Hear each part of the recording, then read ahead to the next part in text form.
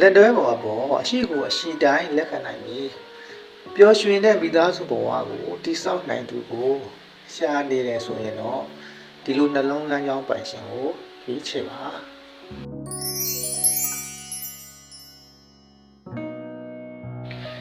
ဒီလိုနှလုံးလမ်းကြောင်းပိုင်ရှင်တွေကစိတ်ခံစားမှုနဲ့လက်တွေ့ဘဝကိုဟန်ချက်ညီပေါင်းဆက်ဖန်တီးနိုင်တဲ့အတွက်ဘဝဟာပျော်ရွှင်ပြီးတော့လက်တွေ့ကြပါတယ်သူတို့ကလက်တွဲပေါ်အပေါ်အရှိကိုအရှိတိုင်းလက်ခံနိုင်ပြီးတော့တဦးနဲ့တဦးအပြန်အလှန်နားလည်ပေးဆက်မှုတွေနဲ့ဘဝကိုခရီးဆက်လုပ်ကြတယ်သူတို့ရဲ့စိတ်ခံစားချက်တွေကိုကောင်းမွန်စွာထိန်းချုပ်နိုင်ပြီးတော့လက်တွေ့ကြမှုနဲ့ချိန်ညှိနိုင်စွမ်းရှိသူတွေဖြစ်တယ်